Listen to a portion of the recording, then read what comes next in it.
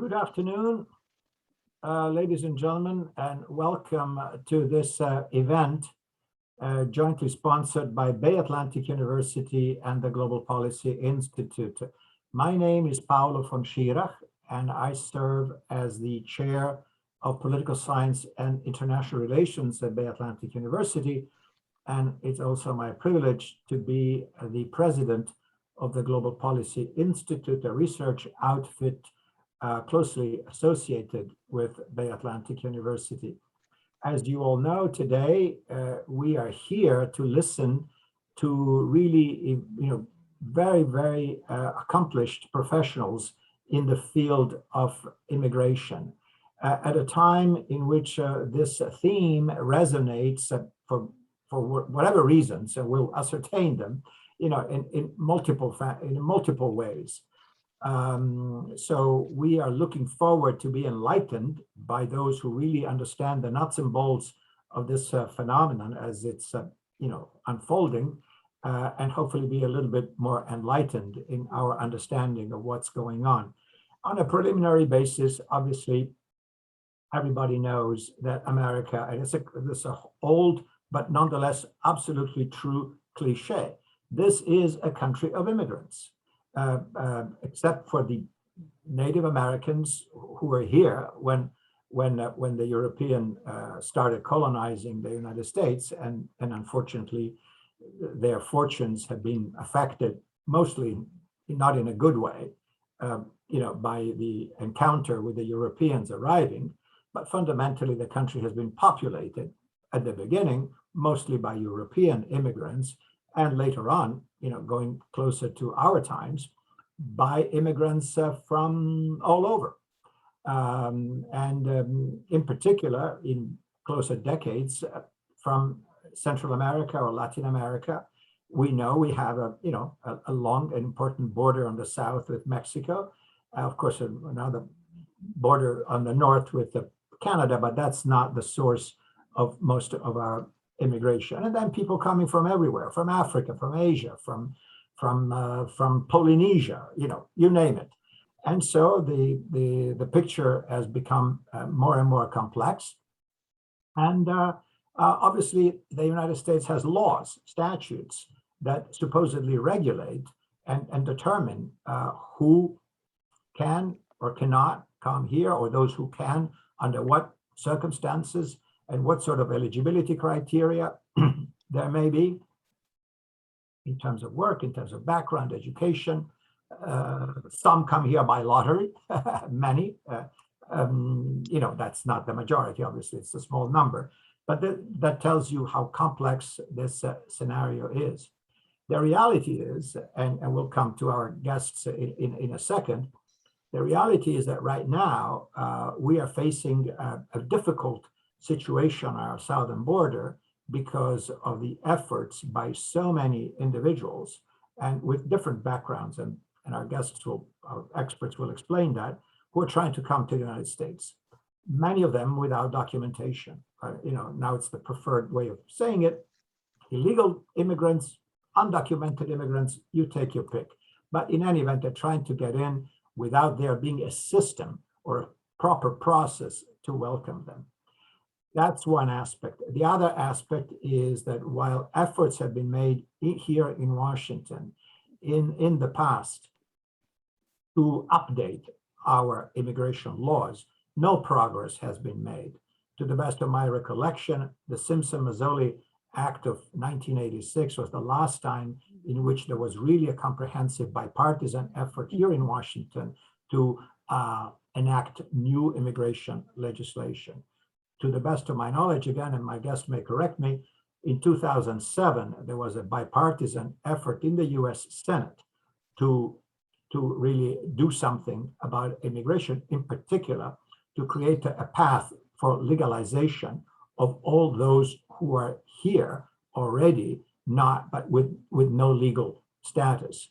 That effort was bipartisan, and it seemed to have some traction, but it was torpedoed by the Republicans in the House of Representatives, and that was that.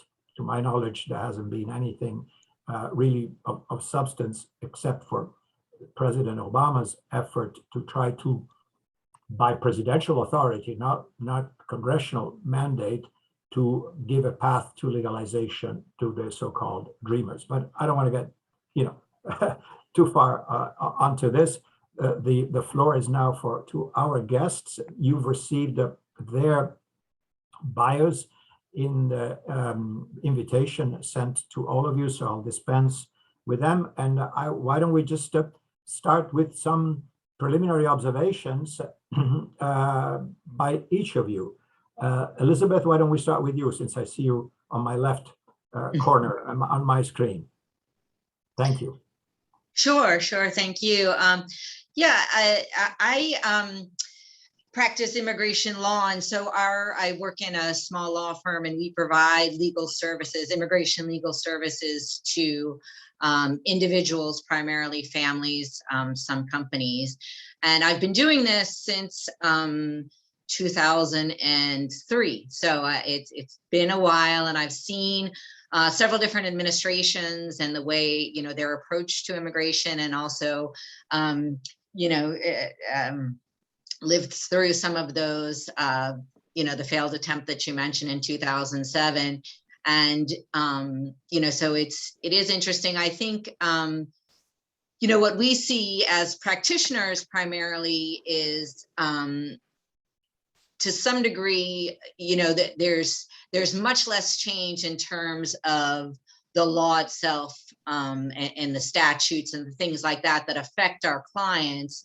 Those, as you mentioned, there hasn't been a lot of change in those, and those have stayed pretty steady, and even more so, in the past decade, as we've seen these stalemates with Congress and the really, partisan nature of things, and how difficult it is to get things passed. And so what we see more are sort of the policy changes and the different attitudes towards enforcement policy, and to trying to create opportunities, depending on the administration, either, trying to emphasize enforcement as much as possible, and dissuade asylum seekers and things like that, as we saw in the past administration, and then the use of policy to try to create opportunities, for other administrations, like we're seeing with this one, and in the Obama administration with, as you mentioned, the DACA program, those type of things, in terms of, the day-to-day effect on our clients and immigrants, and what they're eligible for, and the directions that their cases may take, definitely much more of an effect than the law. All right, Tatiana, to you, please. Give us a sense of what, by the way, also tell us what you do, and also it's my understanding that you are engaged in some activities productively with our university. So maybe you can expand on that too. Thank you. Absolutely, and thank you for giving us a space to participate. And it's funny you mentioned 2007, because in 2005 or 6, I think it was 2006, I was back in Houston completing my undergraduate degree, and we started organizing the youth to demand for the passage of the DREAM Act, back when Obama and McCain were working collaboratively to pass a legalization path for undocumented students. So my work in the immigration activist field goes back to then, and we fast forward to today. And I work with SAMU First Response, and we are a nonprofit organization. Our headquarters are in Seville, Spain, and then we have over 50 centers that house unaccompanied minors. So for the past 6 months, we've been here in DC working on expanding our centers into the US to provide the services that have worked very well for us.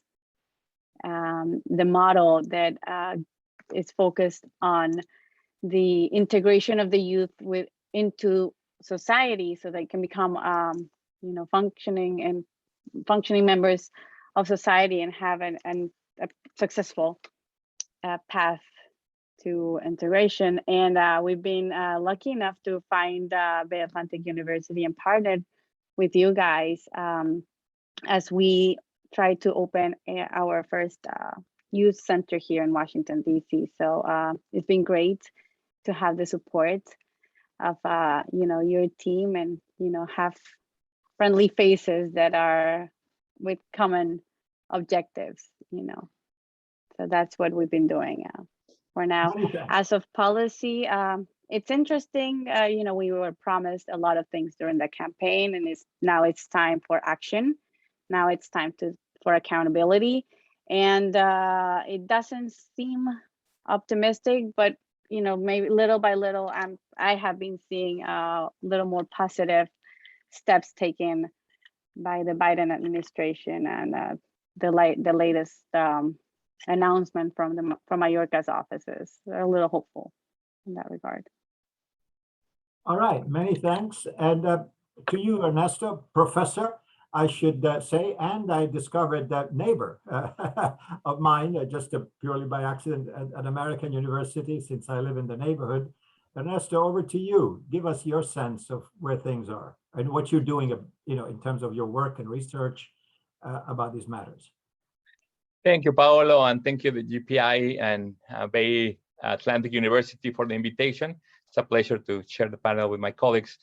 I am an immigration scholar. I am the director of the Immigration Lab, and I have written around 7 books, all having to do with international migration. And what I want to say today is a couple of things in terms of how we think about immigration and policymaking. Being here in Washington, there's three time periods or 3 points in this process that we have to think about. So the first one is the people that are already here and are undocumented, around 10 million people who have no rights, who fear deportation, but pay taxes, have children here who are citizens, contribute to our economy, have integrated, et cetera, et cetera, et cetera. We have a debt to them that for a long time we've been trying to fix, and I think reconciliation is the time and place to do it. Public opinion of everybody, independents, Republicans, and Democrats, is in favor of doing this. That would include the dreamers, people with TPS, but also workers that kept us fed during COVID, working in the fields, delivering food, preparing food, etc. So that's one set of population. A lot of individuals, but very small for the size of the US population, 10 million. Then we have the people arriving at our doors, like the Haitians recently, people from Central America, people from Afghanistan, and most people in public opinion are in favor of us giving them a home, given all the help they provided in Afghanistan, as we have done with Iraqis, Vietnamese, and others in the past.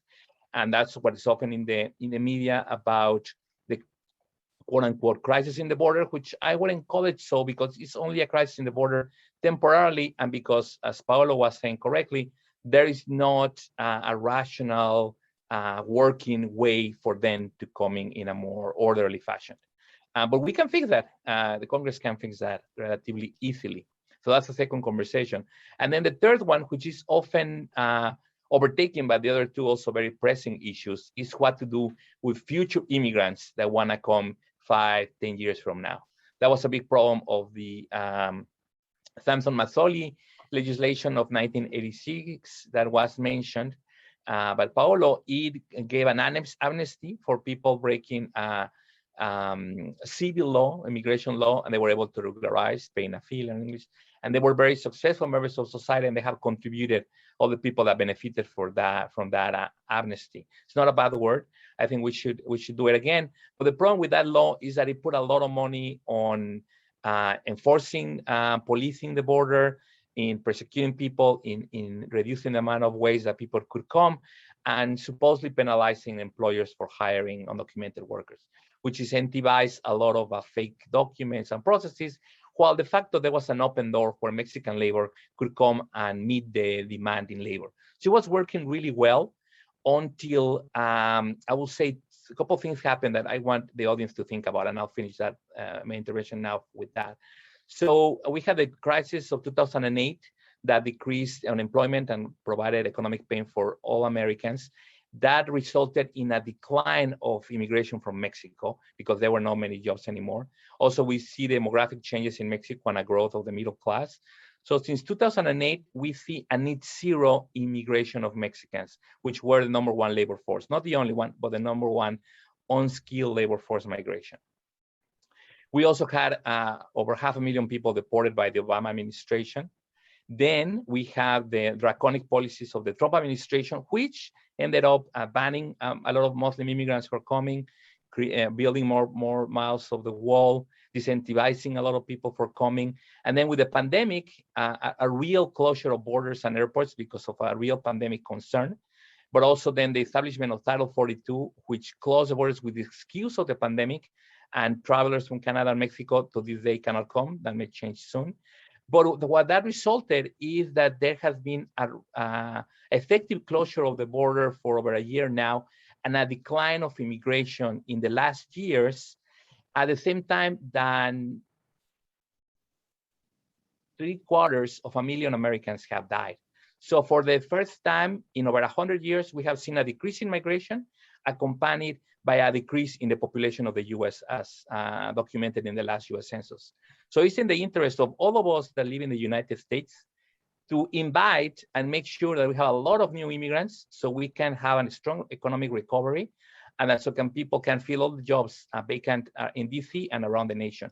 So also we have to be pragmatic and think about it, and Congressman and reconciliation will be the way to do it because we don't have the support from Republicans at this point. But thank you very much. That's a very good, thorough, comprehensive analysis. Let's start.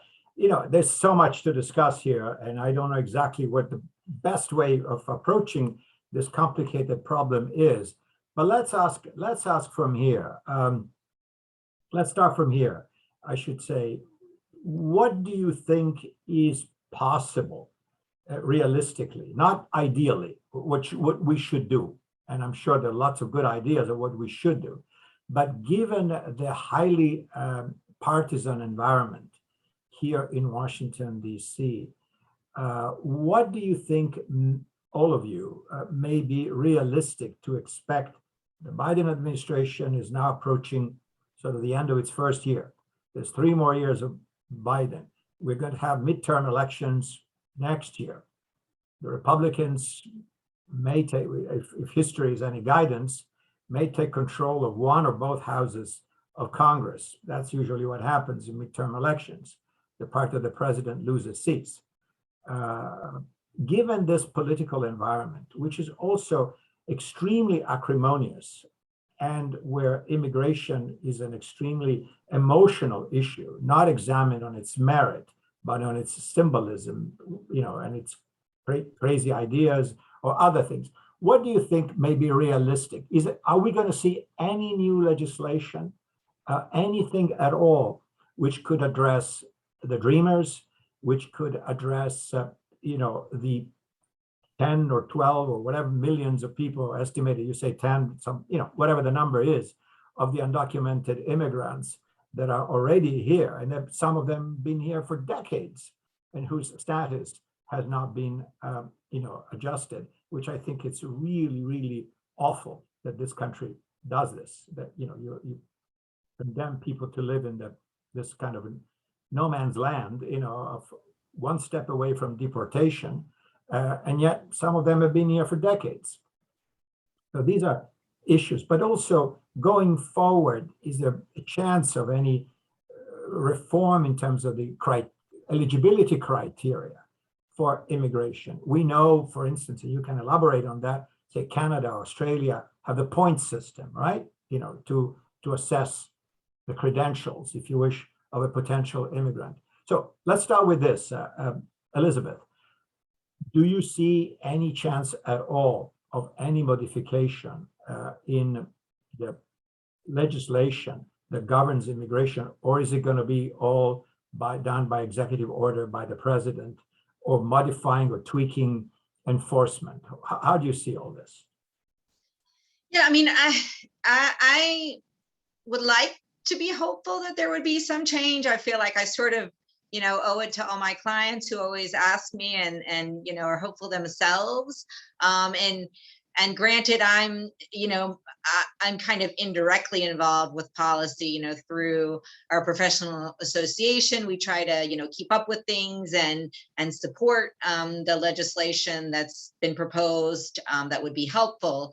But, you know, just kind of based on the current situation and, you know, the lack of any real legislative change that we've seen over the past few years, I certainly don't encourage my clients to rely on that happening. I think, you know, Ernesto mentioned the reconciliation. I think, you know, maybe that's something that's realistic to hope for, some changes coming out of that. But I think we're more likely to see opportunities coming through policy changes and you know, potentially a lot of what's decided by the Board of Immigration Appeals, which is a lot of the agencies that do have an effect, you know, whose decisions do have an effect on immigrants and our clients are within the executive branch. And so, you know, some of the decisions that we'll see coming out of the Board of Immigration Appeals and the Department of Labor, those might be areas where we see some change and some opportunity as opposed to Congress itself. Is that, I mean, do you think that the hardships, given this realistic scenario that you are painting, do you think that the hardships, and we know there are many, that the would-be immigrants or whoever is trying to come through, whatever the means, just trying to sneak through the border, asylum seekers, unaccompanied children, whatever they may be, do you see their plight being ameliorated somehow, including, you know, bread and butter issues like providing appropriate shelter and, you know, food and medicine and what have you at the border right when they get there? We've heard horror stories of people really being accommodated in pretty terrible conditions because the facilities are overwhelmed. Do you see any, even at this, let's call it tactical level, you know, at this day-to-day management level, that getting any better? Do you see any responsiveness from whether it's Homeland Security or whoever is there, the Border Patrol? Is that going to get any better, or are we going to be in this sort of perpetual semi-crisis mode at the border? Elizabeth. I mean, I guess, you know, we'll have to see. I know that, you know, one of the big programs that was implemented by the prior administration, you know, I think they called it the Migrant Protection Protocols, kind of colloquial known as the Remain in Mexico, was kind of one of the most extreme and, you know, what most advocates felt, you know, led to just a lot of human rights abuses and things that people felt were really kind of against the sort of moral fiber of the nation and, you know, our country in terms of being, you know, a refuge and a place where immigrants are welcome. That is kind of in a period of legal challenge and limbo right now, is my understanding. And the Biden administration tried to end that policy, and they were prevented from doing that by a federal court in Texas, and then the Supreme Court failed to you know, put a stay on that. And so right now, my understanding is that that program is still in effect, but they're still looking at ways to end it. And I think, you know, those efforts will probably have a lot of effect on what you were mentioning in terms of the initial experience that people arriving at the border will have. But then also, you know, Ernesto mentioned the Title 42, and I think that's very problematic currently as well, you know, in terms of the way people are being prevented from entering, you know, even to seek asylum, because that's in place. And I think, you know, particularly with, I think recently in the news, a large group of Haitians who, you know, have been arriving at the border with all the, you know, horrible things that have happened there. And advocates have been very disappointed with the current administration's, you know, continuous use of that. Okay. Tatiana, what's your take on what may be possible realistically in terms of the policy environment? Do you see any changes, or is this pretty much things will stay as they are? So like Elizabeth, I also want to be hopeful. I mean, we've been waiting for a change for many years.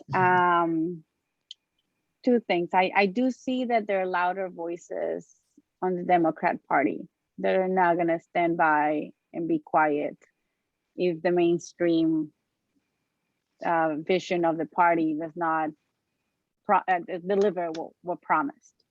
So I think that would give a little room for change to happen, at least for the dreamers. Again, I want to be hopeful. I do see that as I mentioned earlier, the administration is taking its time to look at the causes. Is not making any immediate changes, but when the changes are coming around, they seem to be guided in the right direction. Secretary Mayorkas issued a statement yesterday saying that the at work rates will stop, which again, it's one step in the right direction. It doesn't provide legalization, but at least people would not be fearful of going into a factory job, and you know, with the uncertainty of any time ICE is going to come, we're going to have a raid and I'm going to be deported. So that might not be huge, but it's a little step. Another thing that we've seen, and again, when we started looking at a possibility of opening our centers here in the US, we started talking, our first step was trying to understand the system, trying to understand how undocumented children were placed in the different shelters. So we talked to groups in Houston that were advocating for a safe environment, especially there was a big big facility that was housing 500 girls in precarious conditions. So they were working on demanding its closure and having the right setting for these youth. And it worked. They were able to have the standards of the shelter reevaluated. And I don't know up to today where they are. We've also known that, for example, the big shelter in El Paso, Fort Bliss, is now partnering with Lutheran Immigration and Refugee Centers services, and they are providing services at the base, which again, it's a step in the right direction because they're one of the 9 providers for the Office of Refugee and Resettlement. So they know how to work with the children. They know what the conditions, that the standards are. So little by little, when we were trying to see how we could partner with the government, we also learned that the Biden administration had changed the way the grant approval was going for new centers. So instead of just soliciting or opening an RFP to get different bids, they actually wanted to make a first filter of those organizations presenting for granting. So they partner with an association that deals with children in refugee centers worldwide, and they are providing technical assistance for organizations like us who are trying to open centers for migrants. So they are providing us with the tools and with all the legislation and all the methodology that we need to have in place to have the right settings for this youth that are crossing over. So ideally, and it looks very nice on paper, if the flow works, then the children would only, the unaccompanied minors will only be in custody of Border Patrol for about 72 hours while they get placement. So to see that the push is to move on the right direction, and that they're right now working on more of a prevention mode versus reaction, which has been the opposite, it's again hopeful. So they're investing in having enough beds across the country to be able to accommodate the next surge of unaccompanied minors. So, we'll see. All right. Ernesto, to you also, we have a question from our audience, which speaks obviously broadly to the same issues regarding the surge of immigrants or would-be immigrants crossing the famous Rio Grande. The question is, has the administration the resources in place to handle this? 200,000 people trying to come through.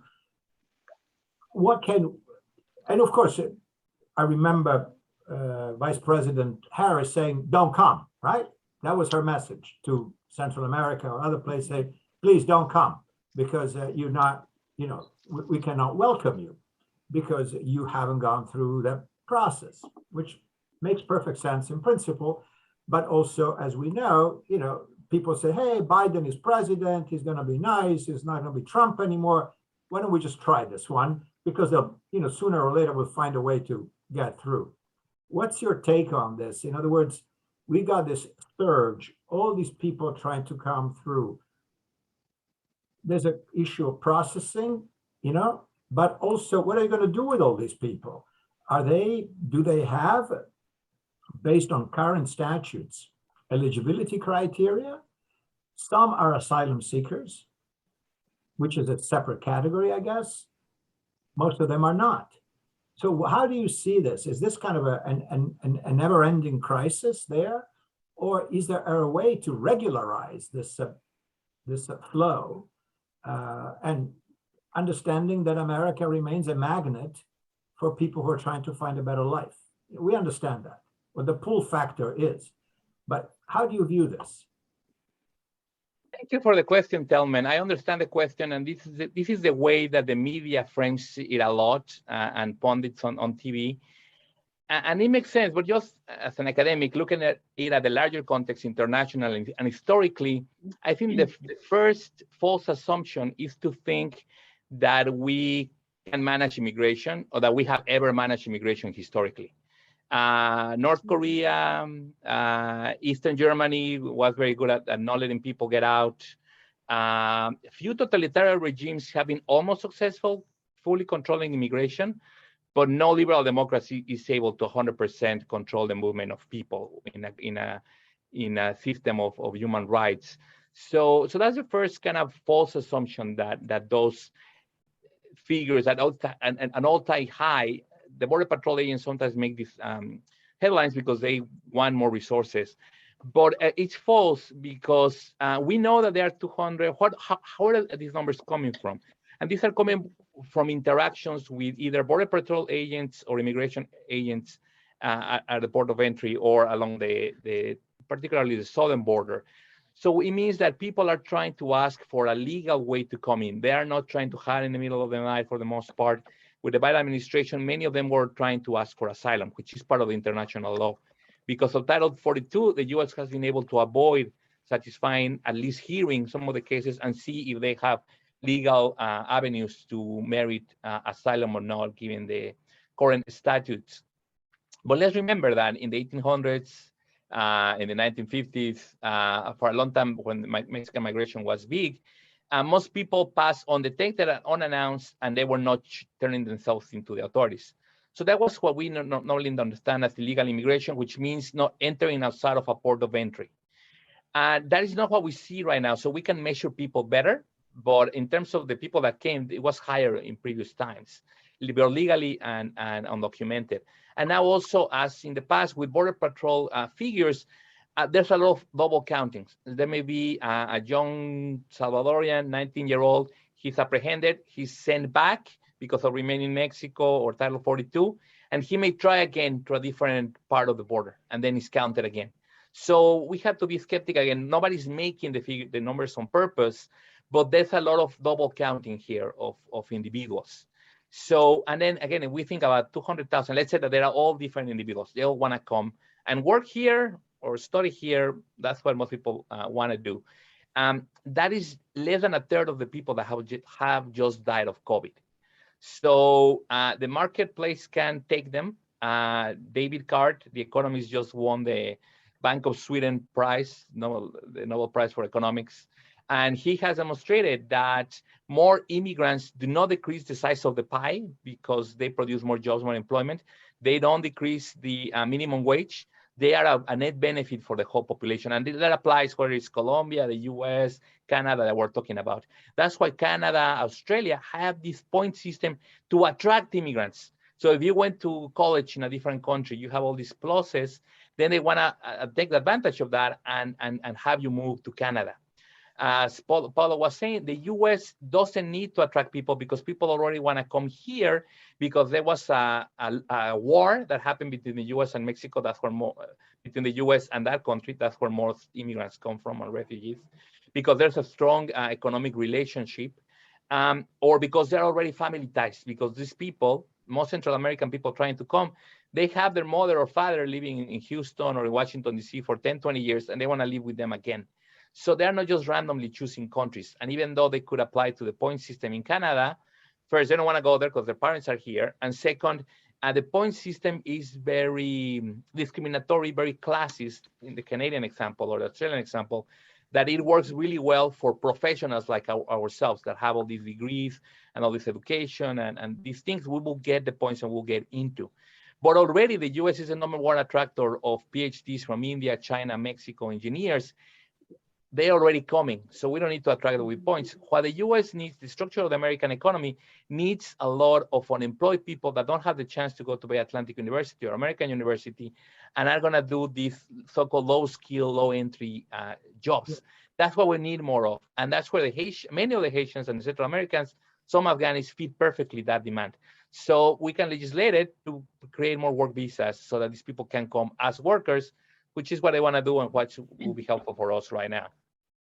Let me thank you for this, Ernesto. But let me, ask the question also to our other experts here.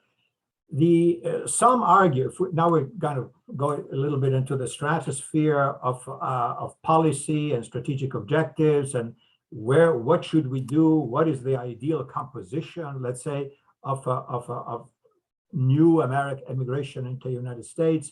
You said correctly that many talented people, Ernesto, come to the United States anyway, and therefore you don't need, incentives to attract them. The people who come to get a PhD at Caltech or Stanford or wherever they go, or Georgia Tech, they are talented people, usually most often from Asia, whether they're Indians or Chinese or Koreans, etc. However, we also know that it is not like they have a golden, path to immigration. Many of them come and some struggle to, once they finished their education, whether it's a master's degree or PhD, and they're really super qualified people, but it's not like they got a green card stamped, attached, clipped to their degree, right?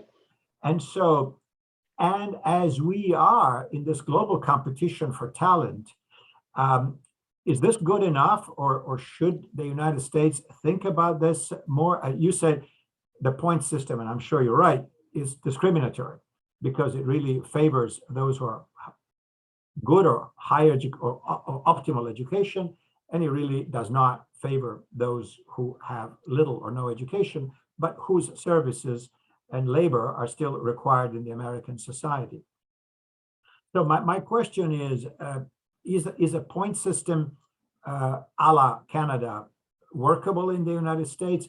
And, ancillary to that, we do not really have, it seems to me, an up-to-date workers visa program. In other words, for people who want to come here, not to stay forever, not to live here, but they're motivated by work, which sometimes can be seasonal. We all remember the old Bracero programs. I guess this stuff goes back to the 1960s. But how are we doing on that? Let me get a specific question here. Do you think that if we had a robust, clear, and enforceable guest worker visa program, that would alleviate the crisis at the border? Because many people who are trying to cross illegally, what they really want is a job.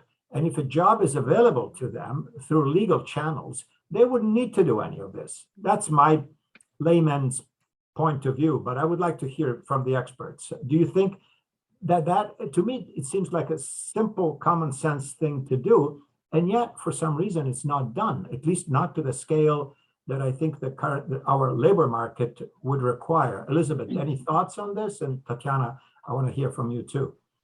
Yeah, no, definitely. I think that that's something that would help. And I think that there have been, particularly in 1996, there was some changes to the immigration law that took away some things and added some penalties that have really made it difficult for individuals who would otherwise benefit from either like a guest worker program or some kind of employment sponsorship. Up until right now, and this happens, on a weekly basis, we'll get contacted by someone and they'll say, I have a landscaping company and I have this employee and he's fantastic. My company would fall apart without him. But unfortunately he's undocumented and I would like to do whatever's possible to change that. And most times we have to say, unfortunately, there's nothing you can do, particularly if this is someone who, what we call entered without inspection, entered the US without any kind of visa or anything, and has been here for a period of time. Even if that person were to say, fine, I'll go back, I'll spend a little bit of time in my country if you want me to process there and go through, background checks and whatnot, they're going to be penalized the second that they leave the US, and they're not going to be able to return. Up until 2001, there was a piece of legislature that I'm sure everyone has heard of, 245I, that said someone in that situation that is willing to pay a fine, the fact that they did enter without inspection, the fact that they have been out of status could be forgiven, and that was allowed to sunset in 2001. And since then, several people that could otherwise benefit from one of these, employers or sometimes family members saying, I do want to sponsor them, I do want to help them get legal status, whatever the cost, whatever the steps, they would have an avenue, and that just hasn't, that's really thrown up a wall for a lot of people. Tatiana, let me ask you more pointedly. I mean, your focus is primarily on, do I understand correctly, children? Correct? Yes. So give us a sense, because many just may not understand exactly what this is all about. Why are we in this predicament right now? And of course, your organization, and I'm sure there are others, are trying to, address this adversity and try to make it humanely better and give a path to normalization to these kids. But give us a sense how this comes to be an issue, And again, do you see any legislative or regulatory changes going forward, realistically? Not, I know what your hopes are, but realistically, as an observer, you know, is this going to get any better beyond the efforts of your organization and others? Right. So one thing that we've been doing is comparing the model that is here in the U.S. to efforts, you know, in Europe, especially because of our big operations are in southern Spain. So one thing that is concerning, as you might say, is that when the company minors are in custody of the government, they're only expected to be with the services for about 30 days. After the 30 days, you get placed with the family, and then that's kind of it, right? Then they have to figure the process of getting their paperwork in order, going to school, getting integrated into society, going through all those processes, which doesn't always happen. Families might be afraid of going to a court, even if the child has a case. The fact that their sponsors might be undocumented might say, okay, we got the kid, it's in the house now, we're gonna kind of disappear, go off radar. And that is a problem because it's creating a longer term situation that the children might not be able to fix later. So having friendlier policies, more support to the families that are receiving the children. One of the things that we're looking in our program is trying to find ways and trying to find funding to provide post-release services, which is something that it's not within the scope of work at this time from ORR. So where do we find the resources? Who are the philanthropists that are willing to step up and give us the resources so our social workers could come with this child, could give them the rights, do it in their language. It might not be even in Spanish. You might need to do any indigenous language. Tell them, hey, you have to enroll the kid. Here is the school. These are the services for healthcare. If you're older, and that is something that's also a distinction from our programs in Spain. If you're older, you graduate. If you don't know what do you need to graduate from high school, what do you need for a technical degree, you're in the limbo, and you turn 18, you can be deported. The programs that we have in Spain, because legislation is different, we accompany the child through like emancipation. So they are with us in the center. We provide education, we provide technical training, and this as soon as they're getting close to age 17, 18, they already have a path to a job and independence. So our goal is to have them not only bring them in as soon as they cross whatever border they're coming from, but also give them an opportunity, give them that hope that they need, give them the tools so that they can become independent. And then we've had cases where those kids that have gone and graduated out of our program return and work for us, either as translators or as educators. So it's creating this ecosystem where we all support each other. Ideally, in my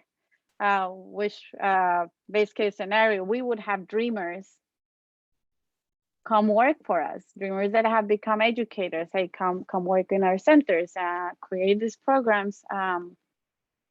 So build community in the long term. I think that's what we.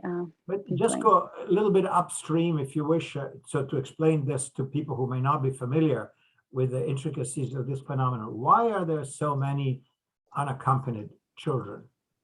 Why is it that children are sent across the border on their own by, I assume, their families?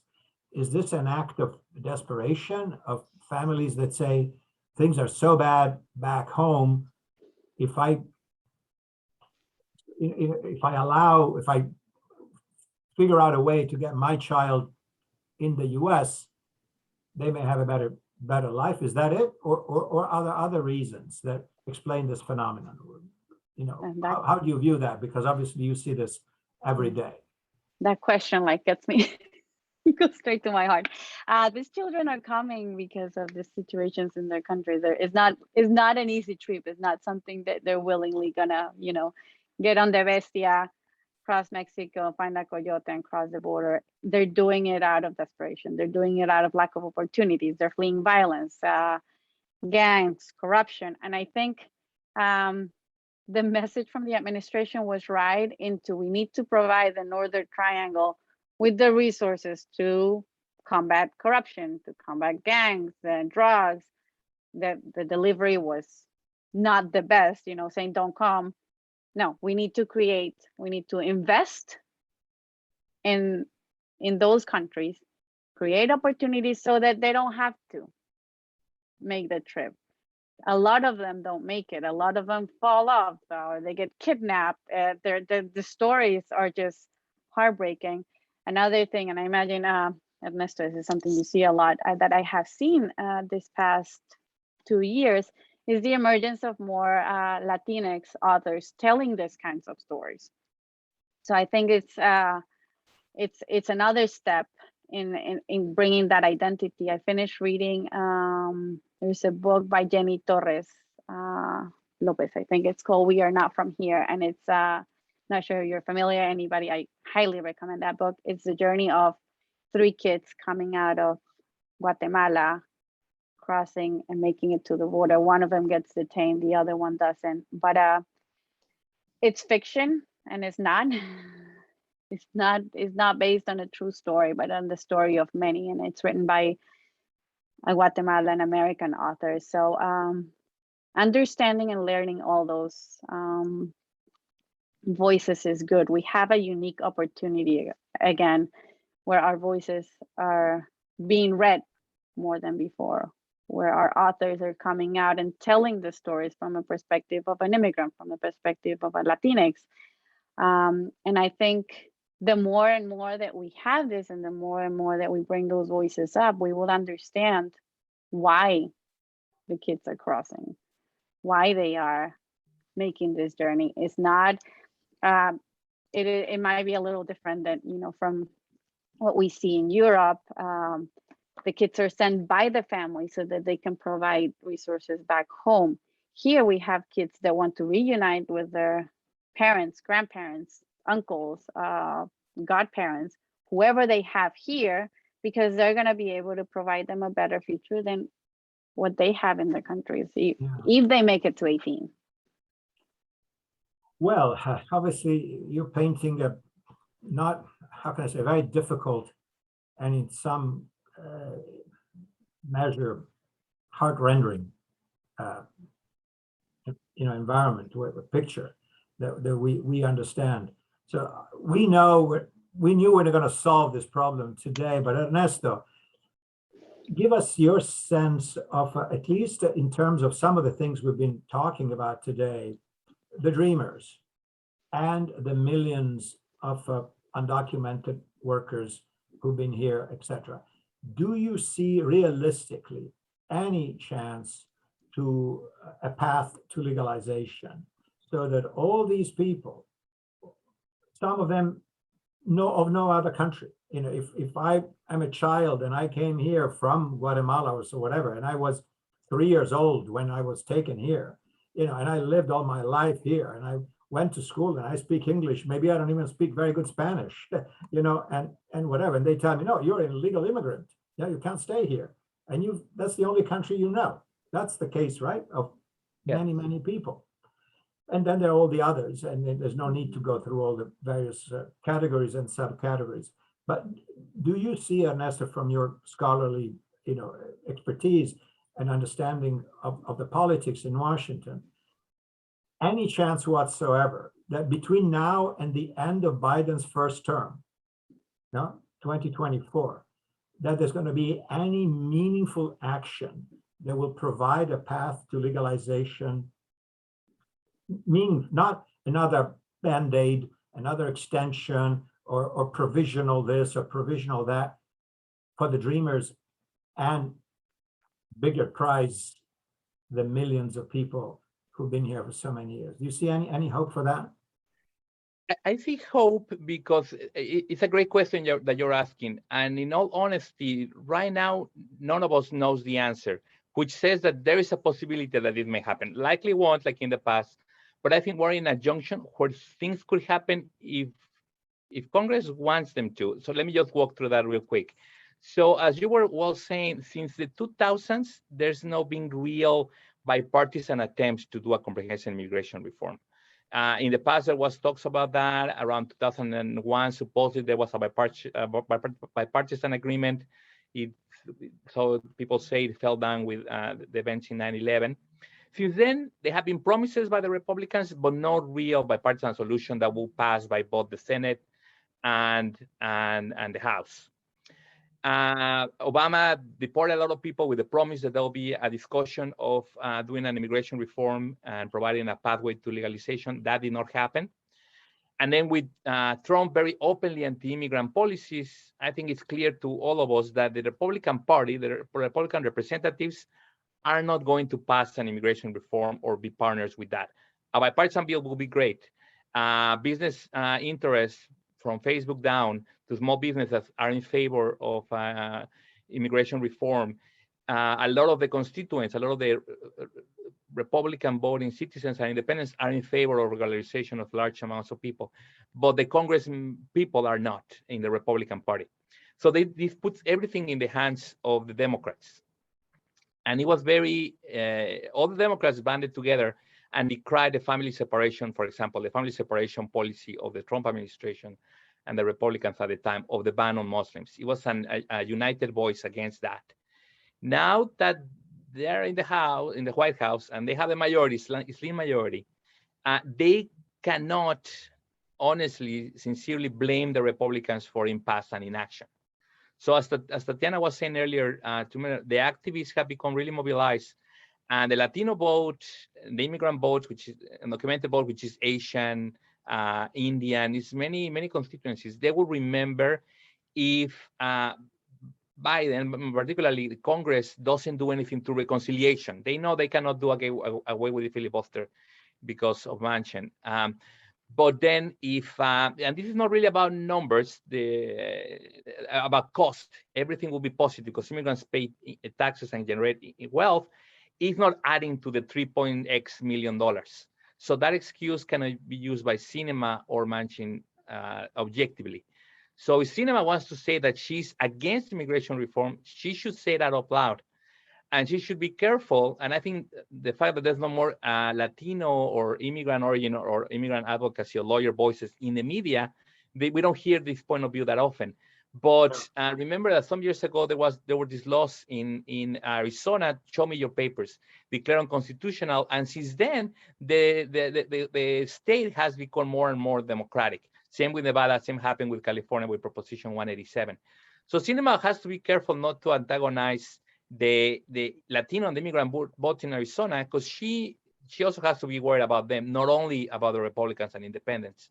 So that has to be part of her calculation. And Manchin too, in order for the Biden coalition to sustain, they need the foreign-born, the immigrant, and the minority vote, and they know it.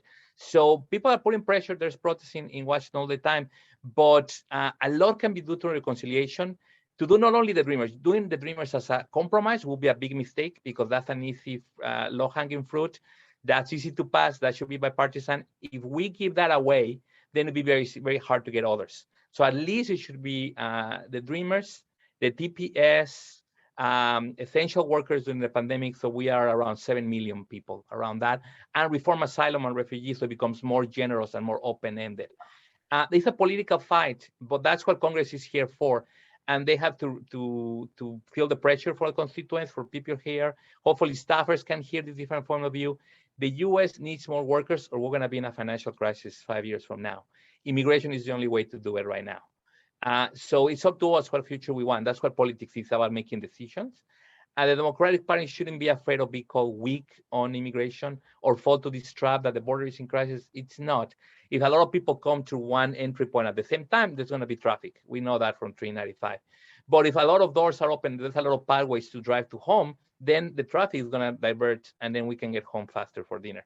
Yeah. So I hope Congress people are very pragmatical and political and support this agenda, which doesn't add to the deficit. Thank you. I guess we're really getting very close to the end of our time, and I'm sorry we couldn't really go deeper into all these issues. But to your point, my word of caution here, you know, I don't want to be the resident pessimist here, but you know, everything that looks like common sense to all of you practitioners and knowledgeable, you know, then the other side says, oh, that's amnesty. We don't want amnesty. That's bad. Amnesty is bad because it encourages more illegal immigrants to come. And as we know, even considering the horribly anti-immigrant policies of the Trump administration, lo and behold, between 2016 and 2020, Mr. Trump increased substantially, you know, the percentages of Latino voters in the United States, which you would say, this makes no sense, right? It's why are they doing this? Well, I don't have the answer. I'm just noticing the phenomenon, which is unmistakable, which tells me that this picture is complicated. Okay, so I am sorry that we cannot provide the blueprint for, you know, the action plan for immigration reform, but I'm really grateful to all of you for your contributions and insights. And even though this will continue to be a complicated issue, perhaps we can revisit this at some point to see if any progress indeed, according to the lines that all of you are hoping, has been made. And yes, the conclusion is this is a country of immigrants. For whatever it's worth, I'm one of them. And that's the way it's going to be. The question is to deal with this phenomenon in a good, humane, and also, as you say, Ernesto, pragmatic. You know, from a pragmatic point of view, we need immigrants, and the question is how to regularize the flow and to, as you pointed out, not have one entry point with traffic jams, but spread it out and make it better managed. So on that note, to all our panelists, many thanks indeed for being with us today. And I'm sure we'll have you back because we will have to talk about this again. This is not going to go away. So good luck to you in all your endeavors. Tatiana, you're doing great work. Yeah. We really appreciate partnering with you and the possibility to be at least a little bit part of the solution here, as opposed to being part of the problem. Elizabeth, I know you're trying to do your best helping clients, and Ernesto, good luck with your research and work, and I'm sure we'll see each other very soon. All right. Thank you so much. Thank you so much. Thanks Thank for you, everyone. Very much. Bye-bye. To all the people who are kind enough to enroll in this webinar and follow us. We'll see you next time. Thank you so much. Thank you. Take care. Thank you. Thank you, everyone.